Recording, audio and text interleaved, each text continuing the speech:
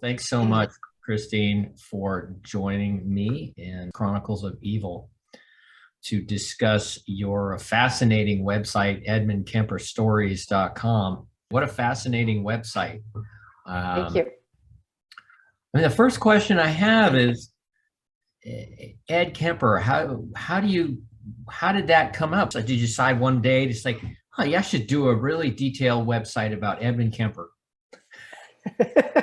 No, it didn't happen that way. I've been fascinated with serial killers since my teenage years, and Ed Kemper was one of them. But back then, there was not really internet or anything, so it was books. I remember reading the Margaret Cheney book that came out in the 70s about his case. But I was also fascinated with other serial killers like Jeffrey Dahmer, for example. I was in my early 20s when he was arrested. And I was just really fascinated with both Kemper and Dahmer, with the extreme violence of their crimes and going to dismemberment and eating body parts and really going to the extreme of what you can do, bad things that you can do to other people. And in 2017, when Mindhunter, the series on Netflix, started playing, I sort of rediscovered Kemper that I had a bit forgotten, or it was in the back of my mind. So I got interested in his story again. And now there was internet, there was many books and documentaries and all sorts of things about him. So I got to rediscover his story in a way. And in parallel, I was also following a website that's called cielodrive.com about the Charles Manson case. And I thought it was very well done. It's very informative, very complete. There are a lot of protagonists in that story, and it's very well done as a documentary style website. And I thought, you know what, if I'm going to do something about Kemper, I would like it to be that way, not a groupie thing, because I'm not a groupie of Kemper. I'm not attracted to him in any way. It's really his story, his case that fascinates me. At some point I was reading books and watching Mindhunter and going on other people's websites or Facebook pages about Kemper. And I thought there was a lot of falsities and rumors that were spread around. And I decided to create this blog mostly to try to put the truth out there about his story. And that's how it started. I started a page on Tumblr at first, and it was banned at some point in early 2019 because they were banning everything that was related to killers.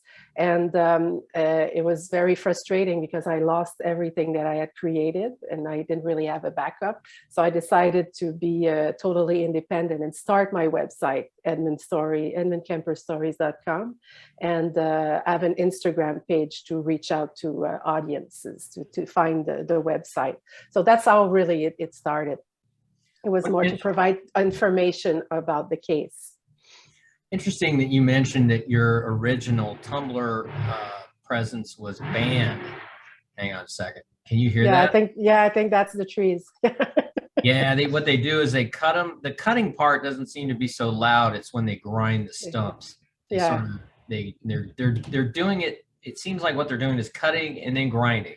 And so right now they're grinding. Hang on just a second. This would be a good time for me to do a little check with something. What I'm gonna do. We can put it another day if you prefer. It's well, you know what I was thinking is it might be good to just I sort of went what I thought is maybe later today or another day. But then I also thought, well, since we've got the time booked, I thought it wouldn't hurt to just, get introduced, kind of get a feel for, who you are and sort of, get an idea for who you are and what's, sort of a basic introduction. Yeah. Everybody's a little bit different. And so I have to, I'm always interested to find out, not just the story behind, what you're doing, but the kind of person you are, why you're interested in these kind of stories. I interviewed a woman who wrote a real interesting book called the Arkansas Hitchhike Killer. Yeah, that's the one I listened to a little bit. Yeah. Right. And so, as I'm interviewing JD, I'm thinking, wow, what an interesting, this person has no background in interest in such a, it's a really, writing about serial killers. I mean, that's pretty intense. You're not writing a cookbook. You're not writing a how to fix a lawnmower. You're writing about these really, really violent individuals who are very, mentally disturbed and emotionally disturbed. And I get it. I mean, I became fascinated with the Zodiac and, this mystery of how does this person become so strange and why can't they find him?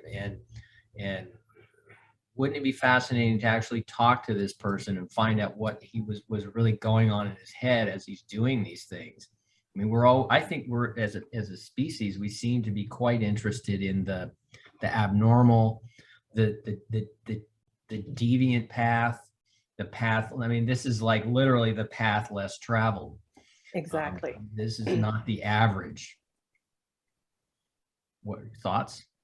Now that Yeah, absolutely. Yeah, I mean the Zodiac killer. I'm not as aware of his story as Kemper, for example. But what I find fascinating is that he sort of got away with it, for all these years. He would be from the same generation as Kemper, probably. So he's somewhere in his 70s, probably 80s. Maybe he's still around, maybe he's still alive. I really liked the Zodiac film that David Fincher did a few years ago. I read the book, that the character that was played by Jake Gyllenhaal wrote in real life. But there's another book that came out a few years ago from another guy. I forget the title now, but I can send it to you. He claims that his father might be the Zodiac. I don't know if you read that book, but it's an interesting theory. Right, The Most Dangerous Game. Yeah, exactly. I have not read the book. My understanding is, and the Zodiac, the story of the Zodiac, it's one of those things where I don't know if it's people interested in infamy or they're, like you were saying, groupies. It's like maybe this is my 15 minutes of fame. There was a woman years ago. First name was Deborah. I won't mention her last name because if this, but she claimed that she was in the car as her dad was committing the Zodiac crimes and that she actually wrote the letters.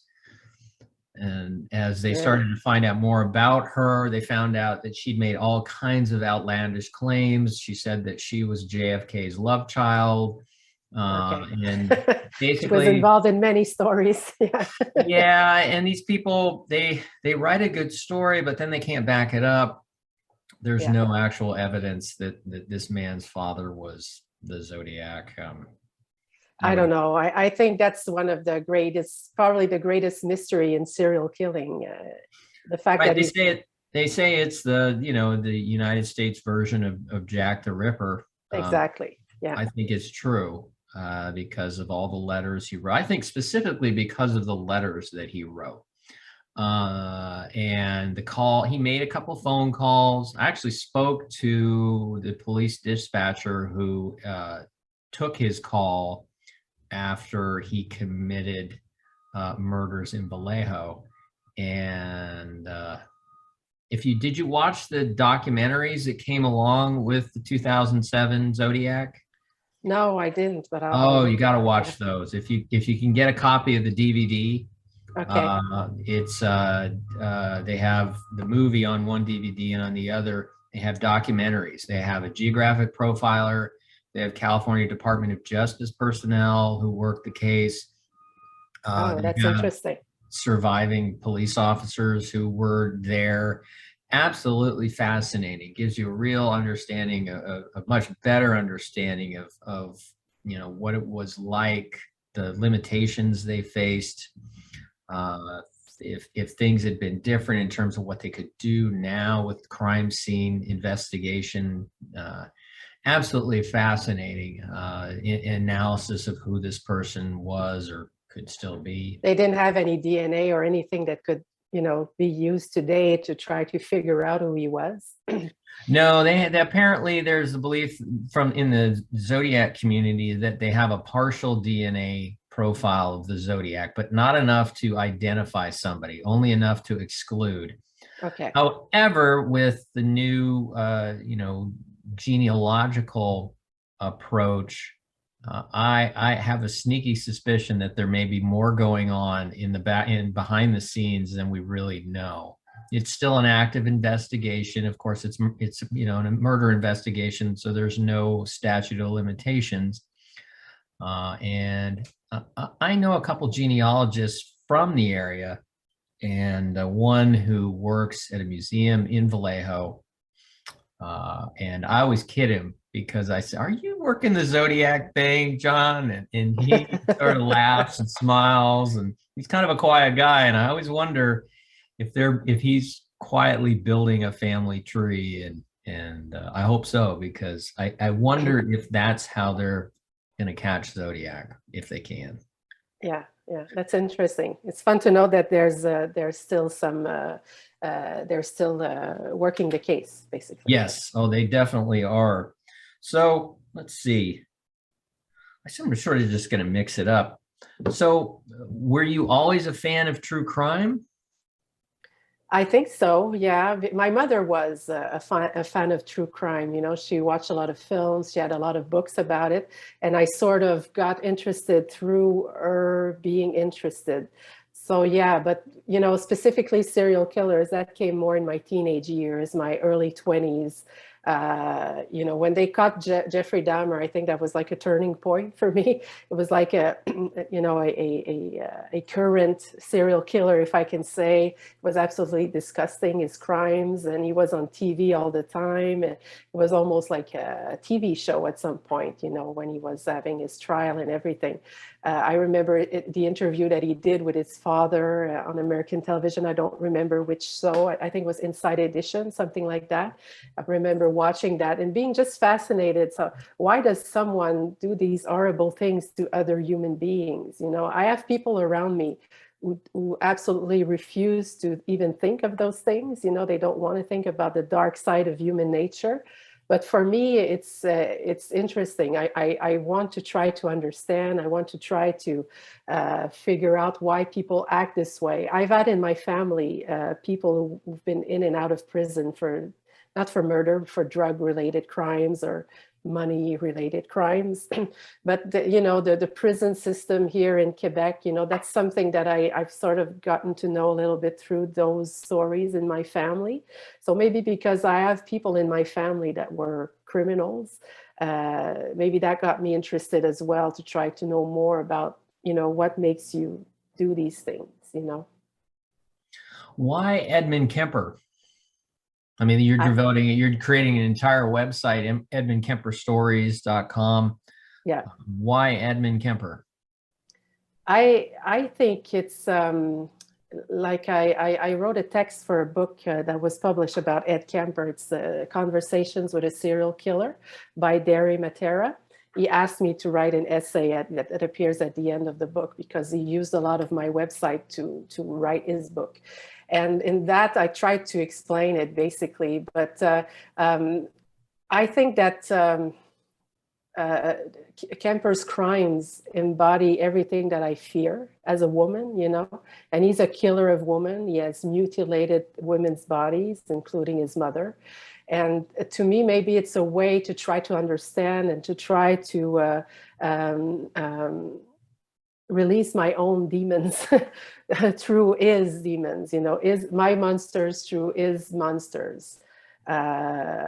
Maybe it's a way to explain it. I don't have a like super rational explanation. I think there's always a bit of part of irrational when you're fascinated with something. But to me, it's trying, the basic use of my websites, try to understand what happened, you know, the events, but also what was going on in his mind while he was committing these crimes. And, you know, there's a lot of literature about that. And I've been, you know, researching it for many years now, trying to understand why he did what he did, you know, and maybe I'm less fearful if I understand a bit better what he's done, you know. Well, it makes sense to me. We look at these kind of people, and they're people.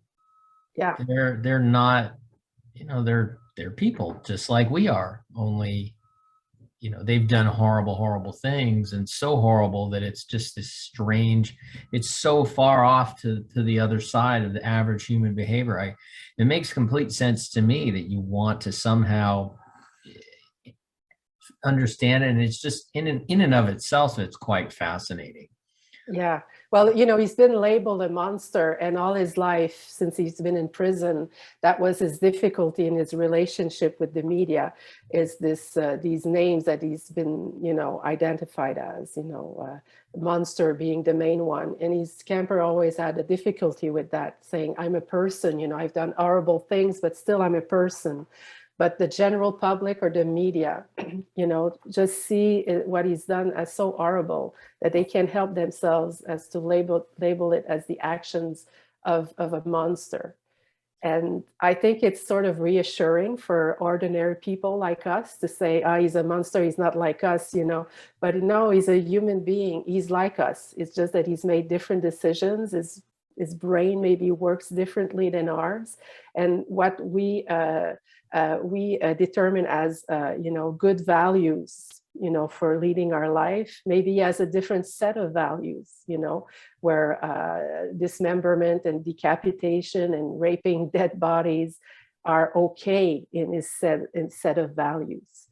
And I think that's very difficult for anyone to try to understand, that he's like us, he's one of us, he's part of the human race.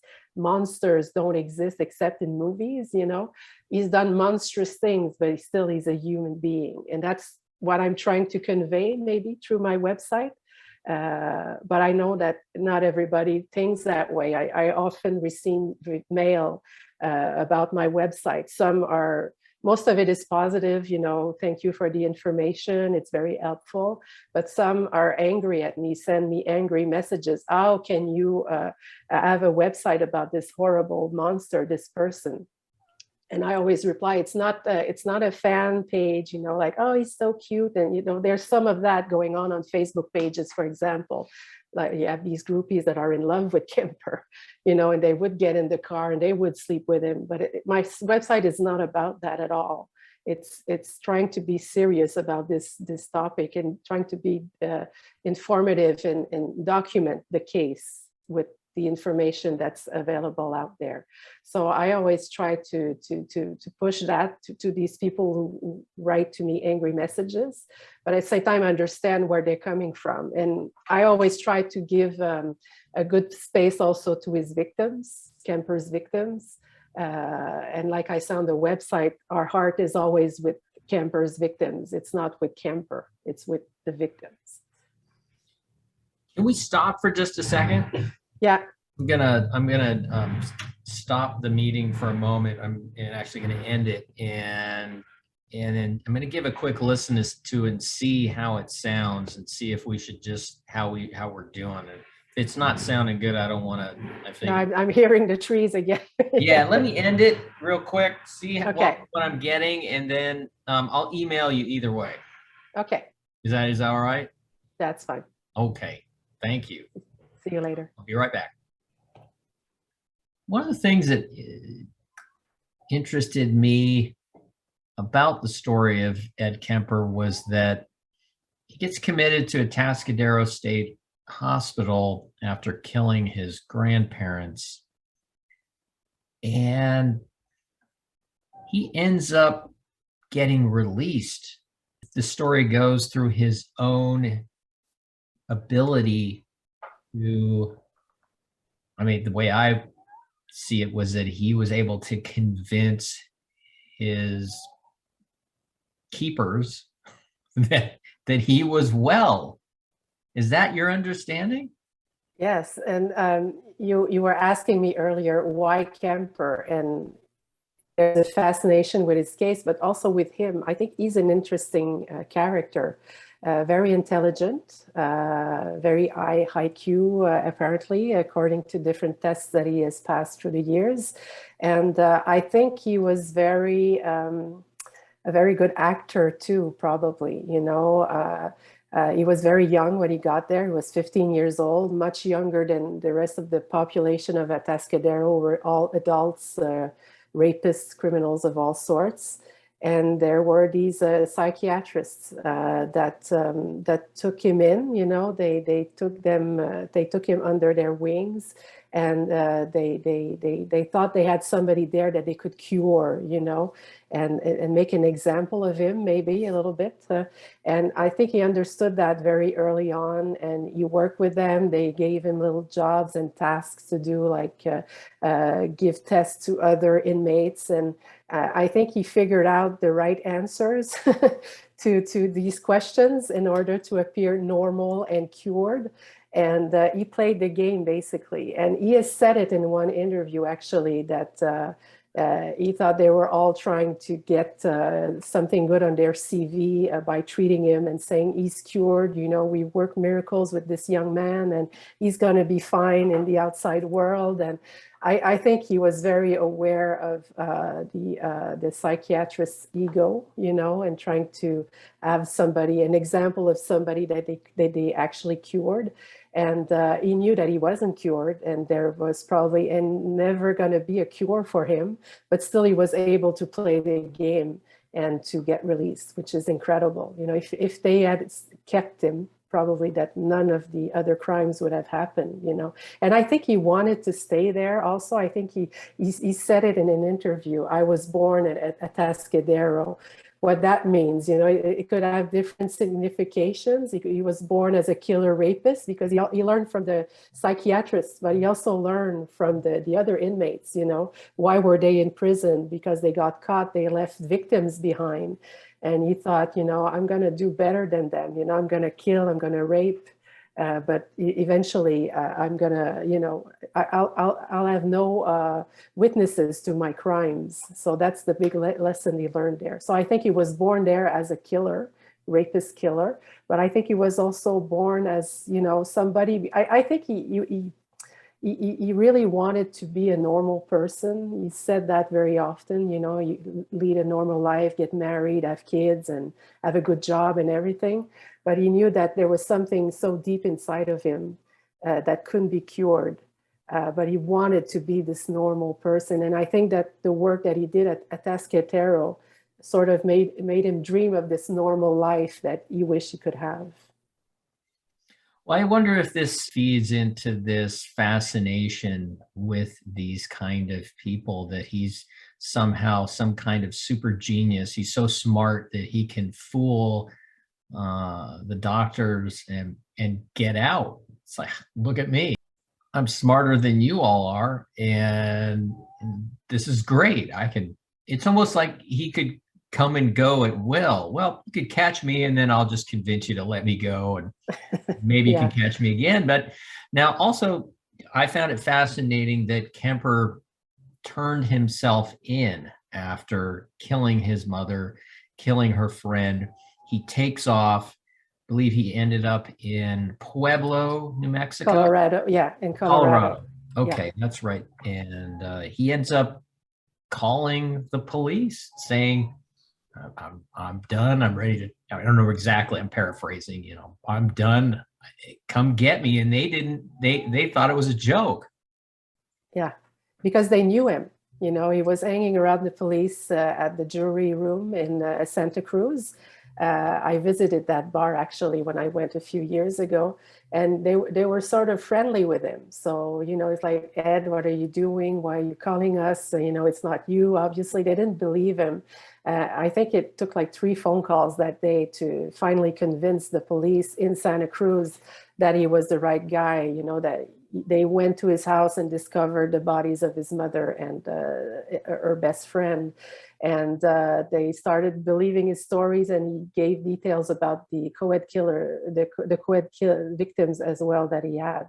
So yeah, he's one of the rare serial killers who turned himself in. And I think it plays into this duality that I was mentioning earlier, that he wanted to be normal, but he had this whole side of him, his dark side, the killer side. And I think he was trying to go crazy, I think, with the killings and the terrifying aspects of these crimes, and just realizing what he has done to all these victims. And I think he sincerely wanted to stop, because I think he could have gone on for some time. Killing his mother was sort of, it would have been difficult not to think it was him that actually did it, especially that his relationship with her was known in the neighborhood. Everybody who knew them knew they were very conflictual. It was very violent between them. So he would have been sort of the first person that they would think would have killed her. But I think he had enough. I think he had enough of the madness, probably. Yeah, I remember a video interview on YouTube, and he's talking about walking up the stairs of his apartment, and he has a severed head in his bag, and there's a couple walking down the stairs in the opposite direction, and they nod at him, he nods at them, and he's thinking, they're a nice average couple going out to have a nice day, and I'm wishing I could do that, but I've got a severed head in a bag, and I'm so far removed from that reality that he said it started to, he could hear the wheels creaking in his head or something. Yeah. And he felt like it was at that moment he thought, I might just flip out, but I was able to hold it together. It's interesting. You read some of the literature or you watch media about these people, and it almost makes it sound as if they live in a different reality completely, that they have no concept of what they're doing. And yet Kemper, I get the impression he does know that he's deranged. He knows that. And that there's some part of him, like you were just saying, that he just wants it to end because it's driving him insane. Yeah. From his childhood, I think he said he started to be troubled around the age of 8 or 9, if I remember correctly from interviews that he has given. That all this dark fantasies, this dark side of his life or his mind started at a very young age. Caused by the abandonment from his father, and also living with his mother that was constantly belittling him and humiliating him. I'm sorry, my main language is French. So I think he had like those two sides to him, from a very young age. And is he insane? I don't know. That's a question that's often asked. Is he insane? I'm not sure that he is really completely, because he's aware of what he's done. He's aware that these are bad things that he's done. He's aware that he's trying to have a normal life. So to me, it's just two things, that cohabit in him. I'm not sure that he has a split personality. I don't think it's anything like that. That he tried to push during his trial, actually, that there were two people living inside of him. But in some way, it's not a split personality, but he has those two sides to him, And I think he was sane enough when he was finally arrested to say enough already, because it's just going to get worse and worse, or I'm going to get caught and they're going to shoot me down on the street, or, I'm going to be a victim of violence. The irony of the Kemper character is that he has done, the most brutal violence on his victims, but he himself cannot tolerate violence against him, So that's a fascinating aspect of him as well. Well, I know that Dennis Rader, BTK, would talk about Factor X, that there was supposedly this force inside him that was causing him to do these things. And on the other hand, seems to be just an average guy. He's got a job and a family who apparently had no idea what he was up to. I'm guessing that your interest in this subject comes up in conversation with family and friends. And I remember when I was heavily involved in researching the story of the Zodiac, I was spending a lot of time at the library. I was visiting crime scenes, and I was soaking up all the information about this particular story. And I'm a very curious and talkative person, so I'd want to share that information. And after a while, I sort of started thinking to myself, I don't know, I couldn't tell if people were like really as fascinated as I was, or if they were more like concerned. Why is he so fascinated with this killer? What is your experience with discussing this with other people? Maybe you're a documentarian, so and a filmmaker, so I could see maybe they would look at you and go, well, that seems about right. Of course, she's fascinated with different subjects. She actually presents, presentations about them, so it kind of makes sense. Is that what you get? It depends, it's there are people around me that don't know at all what I'm doing. I don't mention this to them because I know they're not going to be able to deal with it, and I don't feel like justifying myself. I think every subject is worthy of interest. It's just a matter of taste and what interests you in life.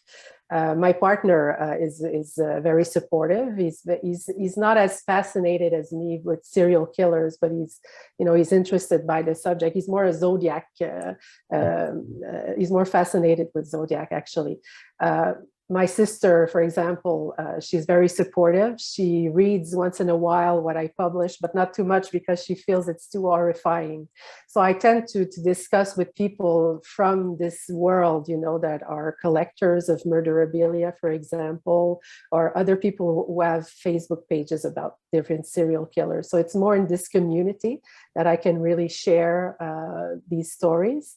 But I sort of I restrain myself from, talking too much at large. Like if you go on my personal Facebook page, there's no mention whatsoever of this, because, I've tested the waters a little bit in the past and people are just shocked and, oh my God, there are few that are actually interested to know more, but usually the reaction is sort of negative. So I try not to go there too much.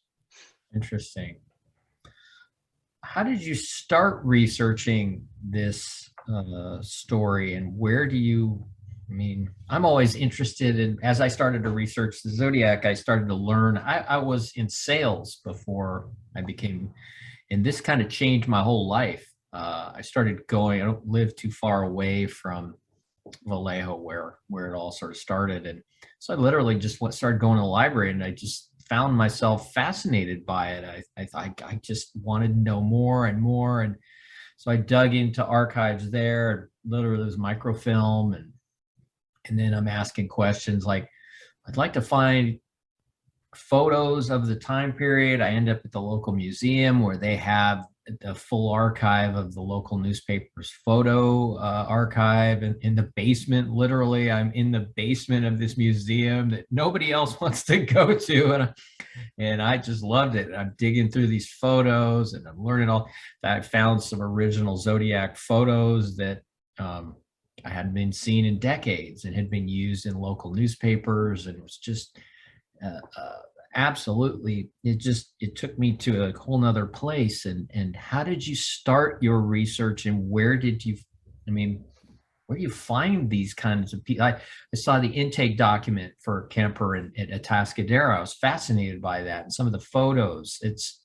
Where do you get that stuff?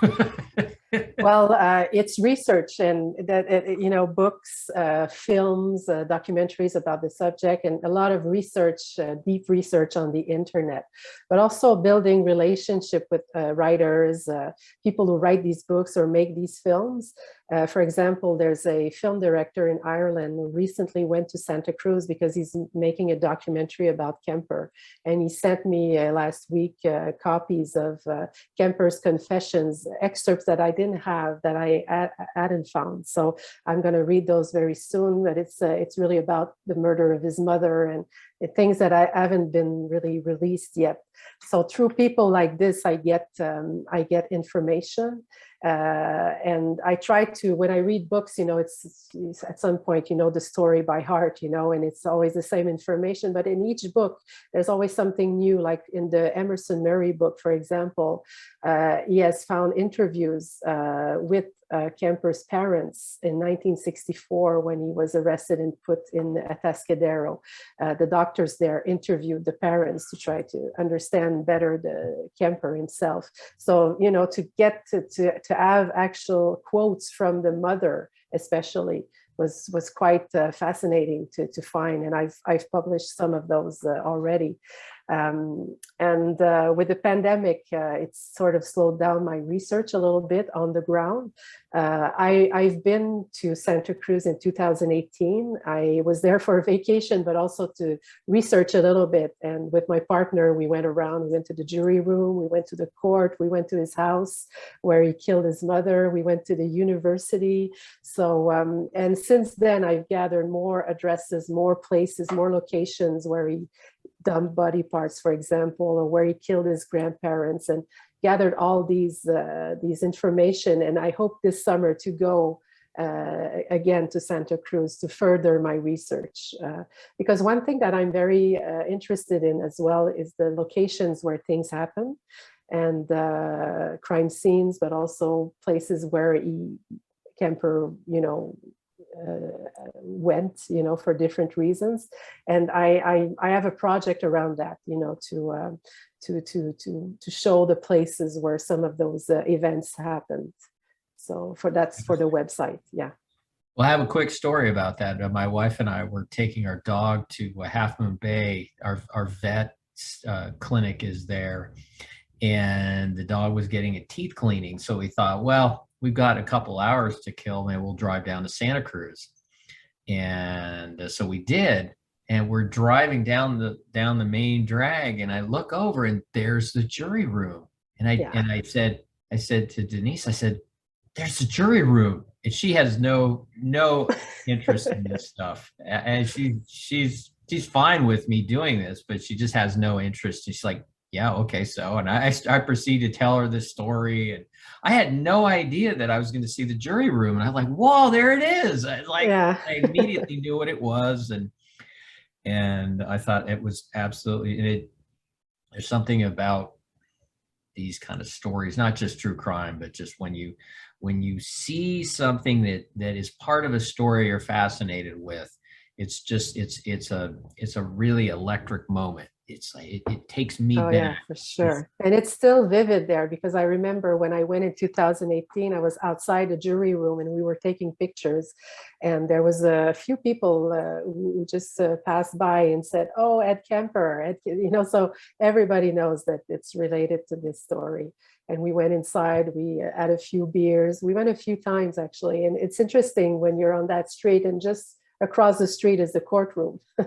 So it's really, this story is interesting in the fact that all the locations are sort of close to one another. And, you know, he was with the police drinking beer, and a few months later he would be in the court having his trial, you know.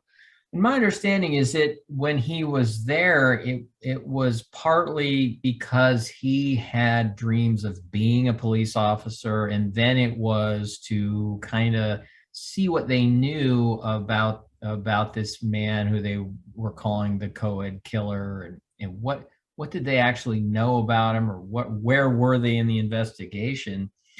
What a strange thing to be the killer and sitting next to a police officer trying to work him for information, while also having these dreams of, I wish I could be a cop, but it's too late now. Yeah, he could have been a cop after Atascadero, because his files were sealed, but he was too tall. I think he tried for it, but he was too tall at 6'9". Maybe these days, that wouldn't be an issue, but back then it was. So yes, there was this profound desire to be a policeman, but also a profound desire not to get caught while he was doing his crime. So I think it plays again into his intelligence. You know, he was very wise. You know, and he thought, they don't know, they have no clue that it's me. I don't leave any trace behind. So I'm just going to try and go see anyway what they know, where they're at. And I think to him it was very reassuring, probably because they had no clue it was him. He really, back in that day, I think it was easy to be a serial killer because there was no DNA. There were things that today, I think today would be very difficult to be a serial killer unless you're perfect and you leave no trace behind. But it's more work. But back in that day, there wasn't that much science going on, to try to catch these guys. So I think it reassured him. So it was admiration and at the same time being reassured. And maybe, again, we know that he thinks that he's more intelligent than everybody, playing into that again, into his ego. Because in 2017, his last parole hearing, he's still talking about how more intelligent he is than everybody else. He's still in that mindset, which I thought when I read that parole hearing, I thought it was very fascinating. It's sort of like he hasn't really changed in all these years. He's still at the same place, in regards to his family, in regards to himself. I'm very intelligent. Yeah. If you were so intelligent, maybe you wouldn't be in prison, I read parts of that parole hearing interview. I got the same impression. I was sort of amazed that he hadn't seemed to. I mean, it sounds like in one respect he knows where he needs to be. He knows he could never leave. I mean, realistically, I think it's impossible. I saw a documentary. It was fascinating about a man who was in Patton State Hospital in Southern California for strangling his girlfriend to death. And what was fascinating to me was this idea that they were going to release him they were going to basically start by sort of transitioning him out, because the belief was that he had snapped. He'd had a psychotic break and went into this violent rage, and that he really wasn't this person. Given the right set of circumstances, he wasn't that kind of person. But Kemper sounded to me like he knew that he was where he needed to be. He totally adjusted to this life, in a state institution, that he should never be let out. And it almost seemed like he kind of just enjoyed the whole process of like, let's play the game. And because I know I'm not going anywhere, and I'm not going anywhere, and this is sort of a waste of time. Exactly. It's a formality. Yeah. Have you ever tried to reach out to Kemper, to interview him, to correspond with him? Not yet, but I think it would be the next logical step to try to reach out to him, not to interview him. I've heard that it's difficult at the California Medical Facility to get inside with cameras to interview inmates. They stopped that some years ago, but I would like to correspond with him. Try at least to get one letter from him, to just try to get a contact with him, basically.